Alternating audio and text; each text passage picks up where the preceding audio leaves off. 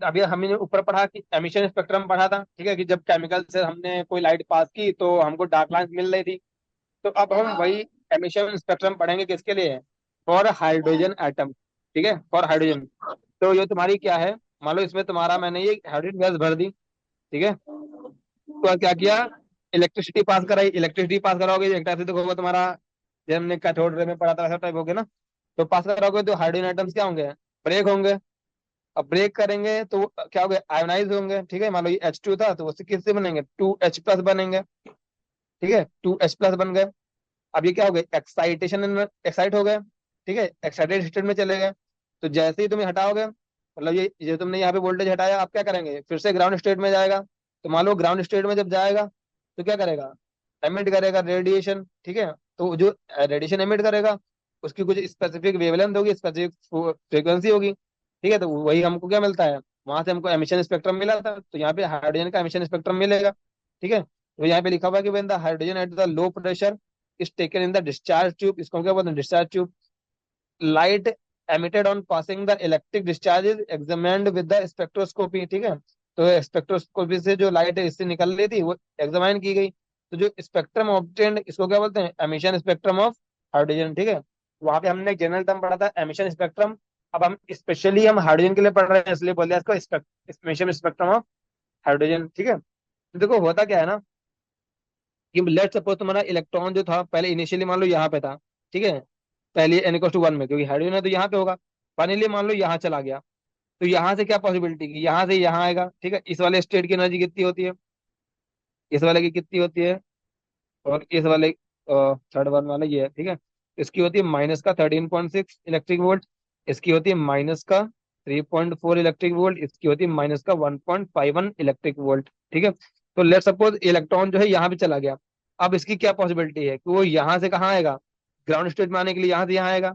अगर यहाँ से यहाँ आएगा, ठीक है, तो एनर्जी इमिट करेगा, ठीक है। यहाँ से यहाँ आएगा, एनर्जी इमिट करेगा। वो एनर्जी कितनी होगी, जो इन दोनों ऑर्बिट्स एनर्जी का डिफरेंस होगा, कितना डिफरेंस होगा, ये माइनस ये कितना आता है, 10.2 इलेक्ट्रिक वोल्ट, 10.2 इलेक्ट्रिक वोल्ट।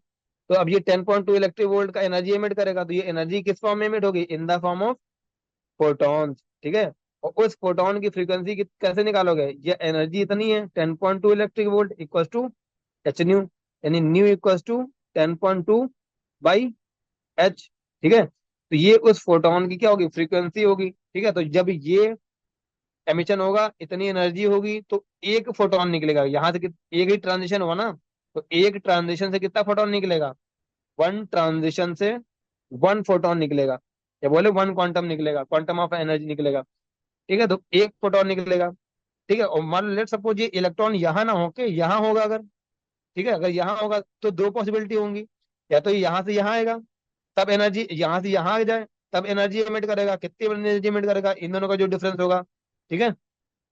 तो वो मान लो डेल्टा ई, ठीक है, यानी तुम्हारा E3 - E2 = H न्यू। तो न्यू क्या आ जाएगा, E3 - E2/h, ठीक है। तो अगर यहाँ से यहाँ आया तो वो कौन सी फ्रीक्वेंसी इमिट करेगा, ये फ्रीक्वेंसी इमिट करेगा, ठीक है।